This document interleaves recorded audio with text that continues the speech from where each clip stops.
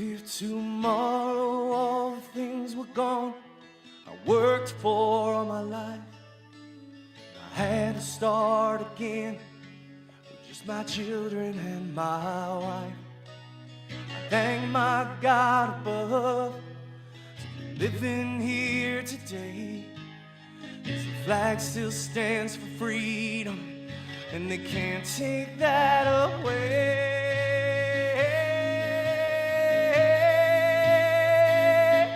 And I'm proud to be an American, where at least I know I'm free. And I won't forget the men who died and gave that right to me.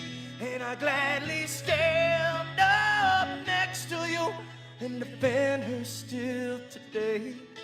'Cause there ain't no doubt I love this land. God bless the USA.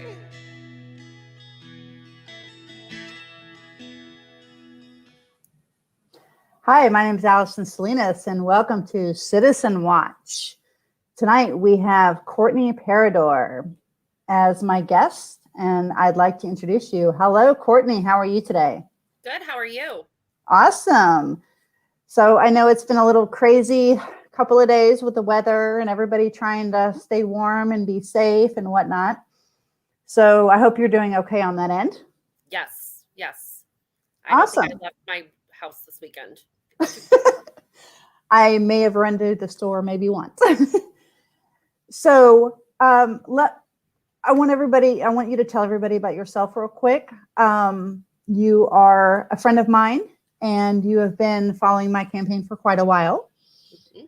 And you're obviously a registered voter.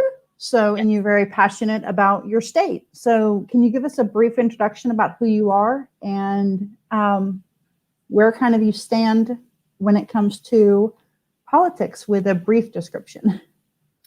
Okay, so I am actually born and raised north of Chicago, the northern suburbs of Chicago.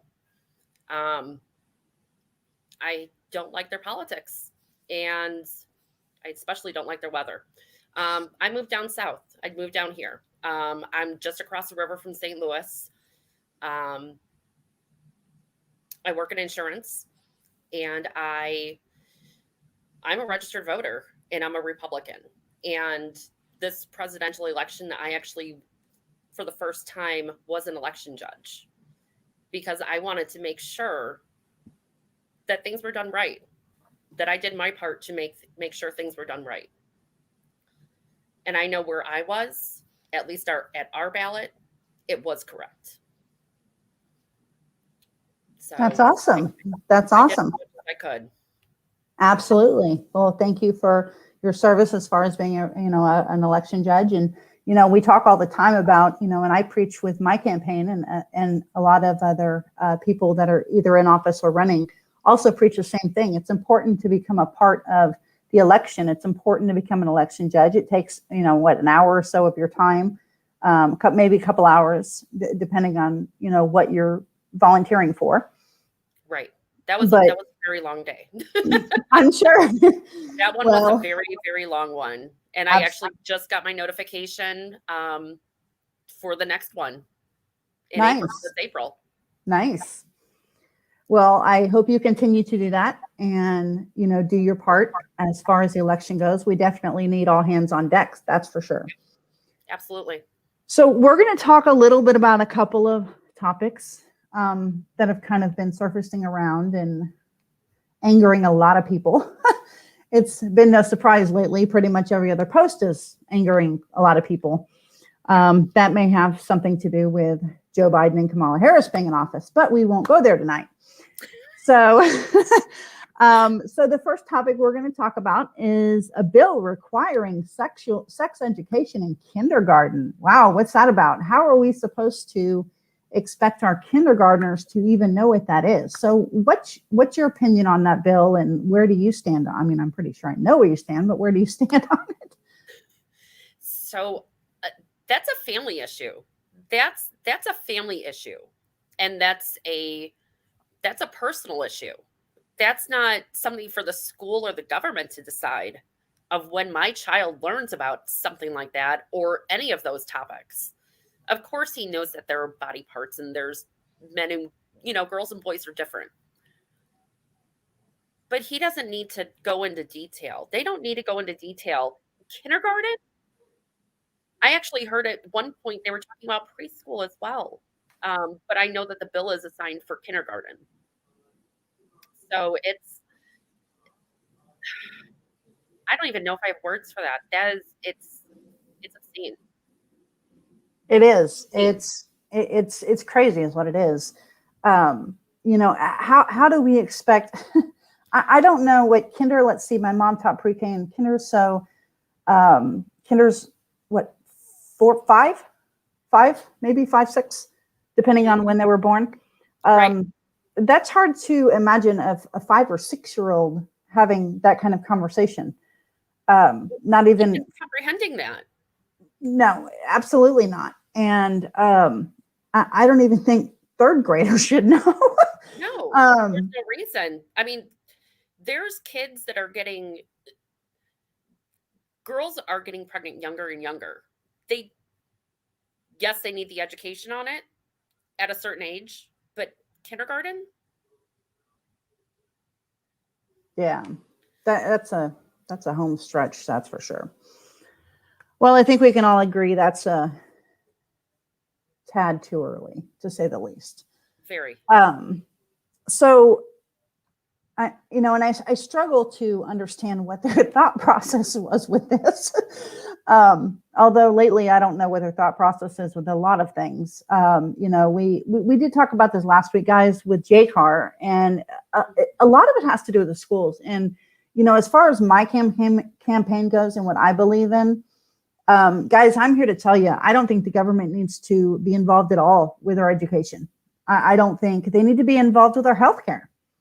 I think those are two separate entities that don't need the government involved, period. That's it, end of discussion.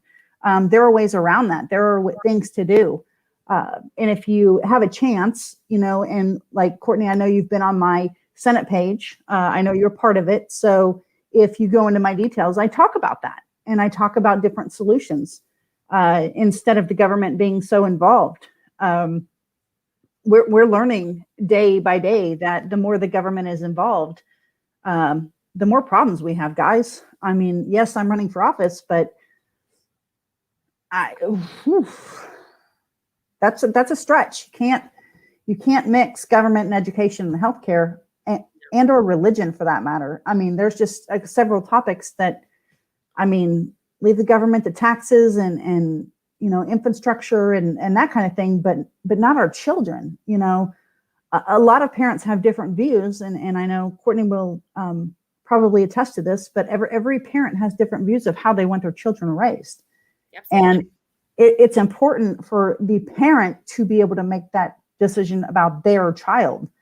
And with the JCAR bill that's or law or whatever they want to describe it as, that is very dangerous going to JCAR. Nobody wants it passed, and it's very scary. And the thing about it is, and we discussed this a little last week, was,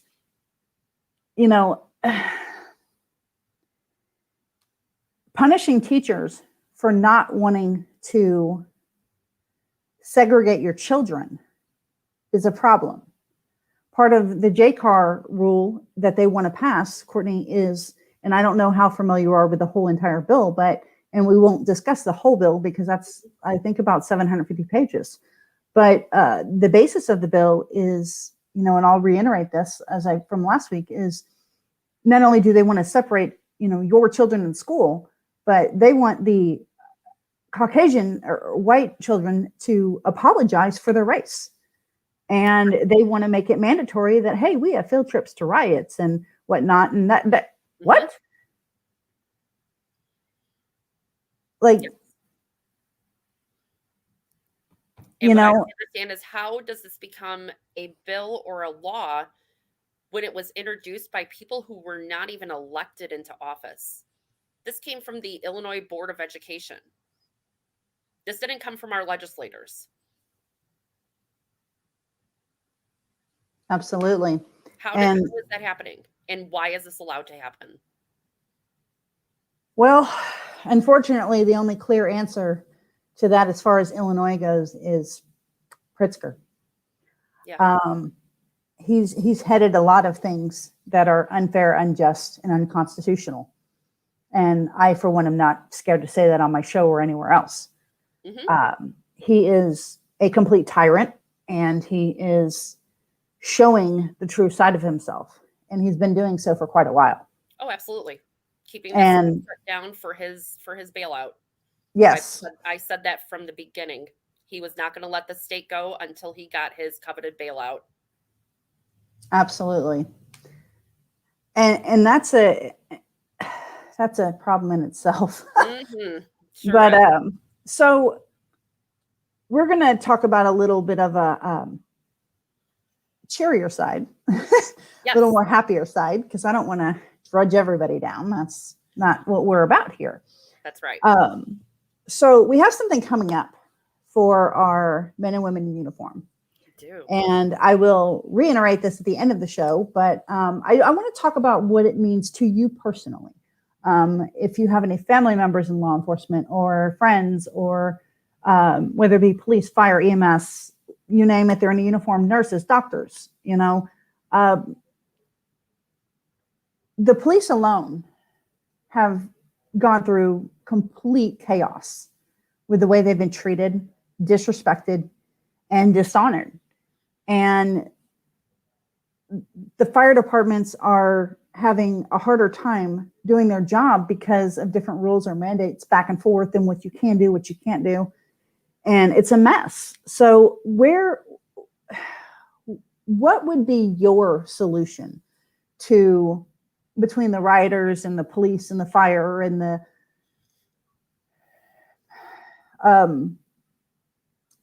what is the word I'm looking for? Defunding police, or things like that. What is your stance, and what do you think is a solution to all of this? I think there needs to be a line. I think they need to draw a line. Peaceful protesting is, that's the backbone of this country. Everybody is allowed to peacefully protest. But when you have politicians going on television, on their Twitter, on their Facebook, and calling out to say, if riot is the, get in their face and push back, and they're inciting the violence is what they're doing. They're endorsing it, they're inciting it. You have a vice president sitting in the White House right now who raised money to bail the rioters and looters out of jail. That's a known fact. It was on her page. There's no question on that. There has to be a line. There's a way to protest without burning down somebody's business and ruining their livelihood. And when it gets to that point, the police need to be able to do their job, and they need the support to do that. There's no reason to defund them. They need more support. They need to be refunded, not defunded. Absolutely. And, I've heard several people talk about separating Chicago from the rest of the state. Absolutely. And, when I first heard that, I was like, okay. But then I started talking to people in Chicago. Mm-hmm. And what I think a lot of people don't understand is the citizens in Chicago, for the most part, aren't the problem. Most of the problem lies with Lightfoot, mm-hmm. and her cronies that she orders to do things that are unconstitutional. And I think the citizens of the state are, as far as Chicago goes, I think they're torn.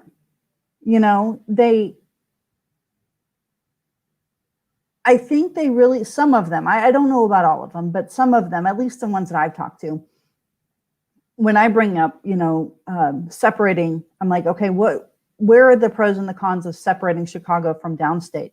And although I think the electoral votes need to be changed, I don't think they all need to be in Chicago if we're going to go that route.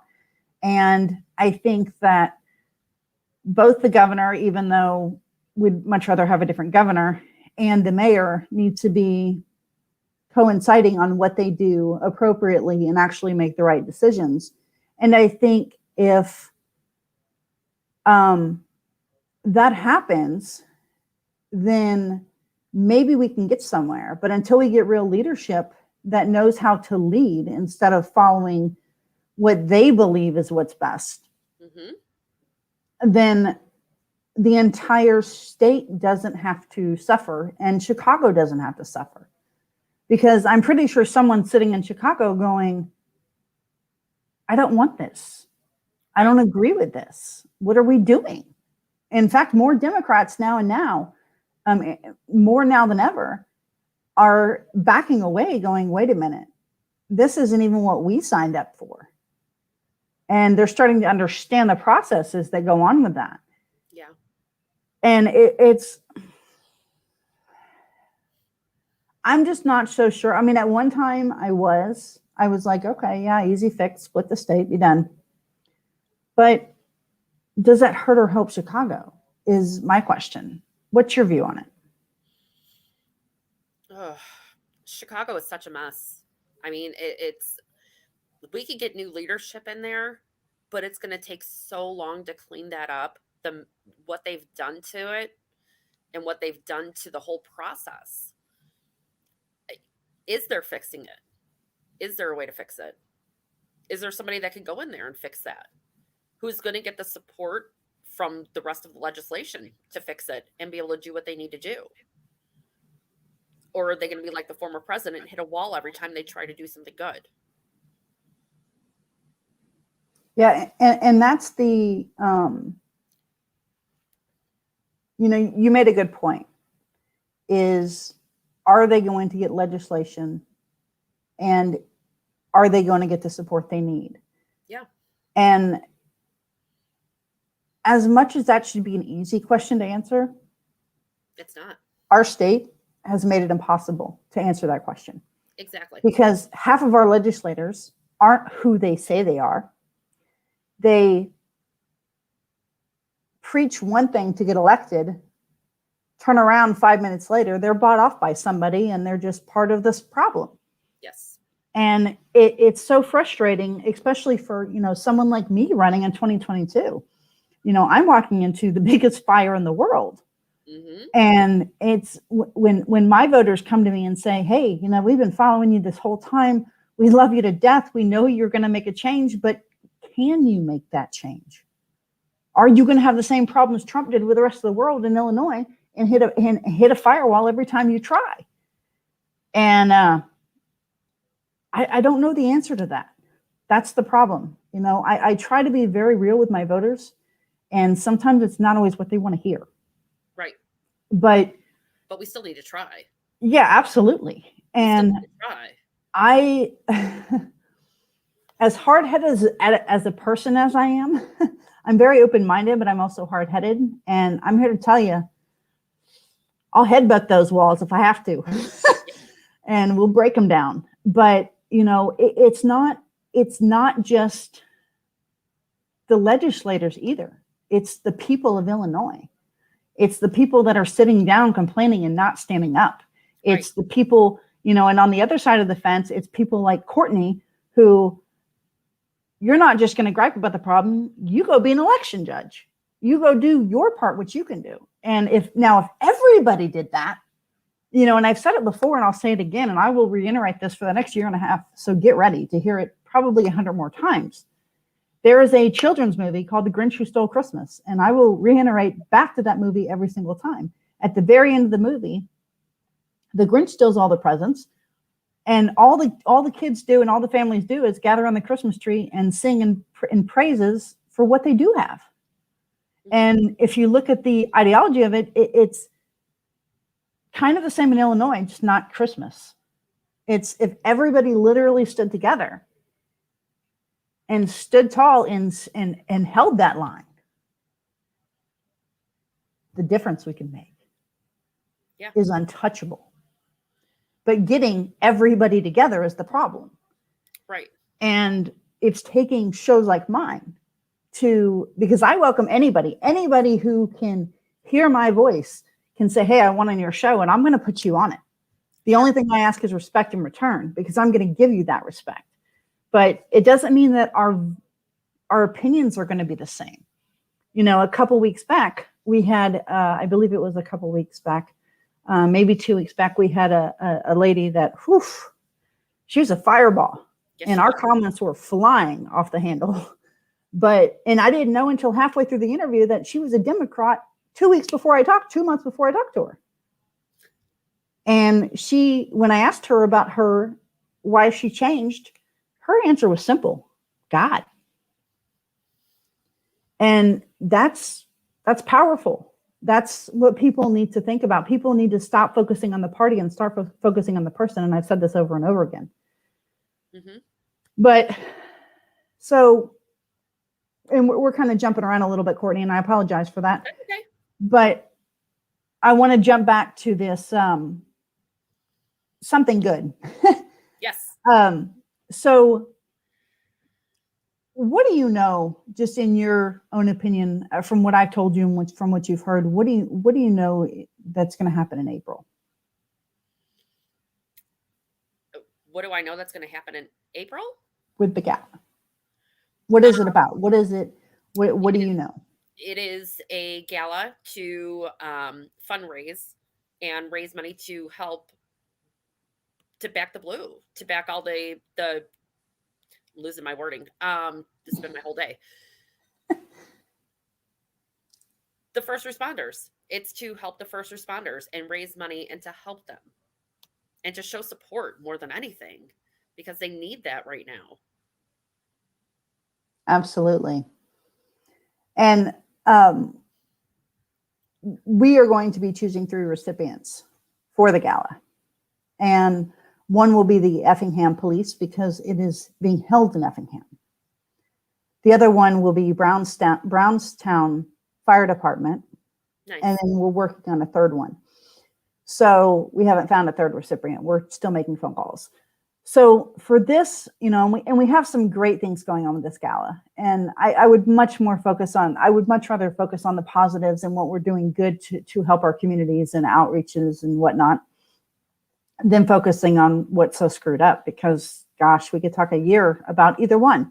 Right. And the positivity rate needs to go up in this state, and the morale needs to go up. So the cool thing about this gala is that not only is it helping people, but it's also bringing people together. And it's giving back a sense of normalcy. Mm-hmm. One thing about the Thelma Keller Convention Center in Effingham is they take it back old school, how things were before March. Yeah. And they bring people together. They really focus on what's important. And there's going to be some police officers there. There's going to be some firefighters there. There's going to be, you know, and they're all going to be individually dressed. Unfortunately, they're not allowed to come in uniform because a politician is putting this on. Mm-hmm. So, but it is very heartwarming to me to see people come together. Now, I asked you to come to this gala. Yes. I asked you to attend, and you're coming. Yes. You're going to show your support. That's awesome. Absolutely. So, switching off gears about the gala real quick, we have some comments. I think your son's on, Sam. Oh, he commented. So I guess he wanted to say, hey, it's me, Sam, Mom. Yes. And Jean, I believe that's your husband. Isn't the governor's office supposed to be in Springfield? Yes, it's supposed to be. Whether he is or not, it's another story. He likes to leave state. He likes Chicago. He likes Wisconsin. He likes Florida. Right. He likes where he has control or he's not touched. So real quick, we have about 5 minutes left. And what I like to do in the last couple minutes is to give you a chance to talk about something that's important to you or that means something to you that we haven't discussed. Ooh. Oh, now you put me on the spot. Yeah, heads up, girl. I know, but I'll help you out a little bit. So if we could pick a topic like abortion, they are trying to shut down Planned Parenthood. They are trying to, and I am pro-life, by the way, Hmm. but I am also pro-choice to some extent, Right. depending on if, you know, the mother's health is right, depending on the situation. So, Absolutely. you know, I agree. what's your take on that other than that? And where do you kind of stand with that whole issue? To me, Planned Parenthood, just like everybody else is saying, it was created to control the African American population. And you could see that if you step back and just look at the history of it. They were always placed in lower income, you know, urban areas. Those facilities were always placed there. They never had anybody over there to give them another option. They never had anybody over there to help with family counseling and to keep the family unit together. They never gave the mom another option to do anything. It was just an abortion clinic. That's all they are. They could call it Planned Parenthood, but the only thing they plan is the death of those babies. That's all it is. Might be a handful of people that go there for birth control, but no, not many, I don't think. Um, I think they need to be shut down. I think they are an evil organization. You know, there's enough people out there, people we know personally. You know, my husband and I know personally that have can have babies and have been trying for years and would love the opportunity have to take in a baby. Um, and that kind of goes along with the whole Illinois bureaucratic part is that it's so hard to adopt a baby, especially when they're taken away from the parents. Um, that kind of sidesteps this, but Planned Parenthood, I think, needs to be shut down. I think there's other things that they could put up and do, better options. There's facilities that they can put up that, yeah, if something like that, if it's incest, if she's been raped, if she's, if it was something like that, then yes, um, absolutely. If they're just being irresponsible, you got to take responsibility for your actions. It just is what it is. And you know, this is kind of, it's a tough topic for me because I'm adopted. Mm-hmm. And my birth mother was 17, I believe, when she got pregnant with me. Back then, I was born in 77. So back then, adoption wasn't really talked about. It was considered a disgrace. And so I found out over the years that my biological grandfather had gotten my biological mom to sign the paperwork while she was induced with drugs, and had the doctor convince her to sign paperwork that she didn't know what it was, and it was adoption papers. Now, in my case, that was the better call because she wasn't ready to be a mom. She was nowhere near ready. She was still living in bars. I probably would have been changed on pool tables. I'm one of the lucky ones. I was adopted at 7 months, and I was with a family. I wasn't in the system. I was, and they were actually going to adopt me when my parents came along and adopted me. So I'm kind of one of the lucky ones. I didn't have to live through the system, but I do know what it means to not know where you come from and not have answers. Mm-hmm. So that's important. And although I believe if the mother's life's in danger, if they're raped, I mean, there needs to be questions asked. There needs to be counseling involved. There needs to be a lot. I'm not so sure mentally somebody can, you have to look at the mental stability of the mom who is Mhm. pregnant, can she handle, carrying a baby for 9 months? And although I'm against abortion, at the same time, what is that doing to her mental stability? So it's kind of a tough question. It's Right. one of these that when you're running for office like me, and I'm learning this, is you kind of get roped in on both sides, and you have to be open and minded enough to see it. And it's scary. It's a scary topic to venture into sometimes. And if you're not willing to look at all sides of it, then, you don't get too much solved there. Yeah. I mean, So, if you look at all sides, there needs to be choice. and there does. And that's where, pro-life, pro-choice kind of gets split in the middle. Right. Well, yeah, you're for life. I could have been aborted and I wouldn't be here, but I was adopted. So it's again, and we have a comment that I do want to bring up. Your husband, again, he's popular on here. Good Lord. So he's not for abortion and definitely doesn't want to have the taxpayers' dollars pay for it. I agree with that. Absolutely. I think even if the mom's life is in danger, your taxpayers, your tax dollars still shouldn't pay for it. I think there should be some kind of funding or some kind of grants or anything to where it's funded differently, if that's the case. Absolutely. If it's, something, I don't think anybody should have to pay for anything anybody else does. And I think we'd be in a much better position if we had those options. And it seems right now with the government, the way it's going, it's so black and white. It's either this or this. There's never any middle ground. And that's Right. the problem with a lot of the, we can sit here and talk all night about umpteen discussions, but if we can't find middle ground, then it's either left or it's right.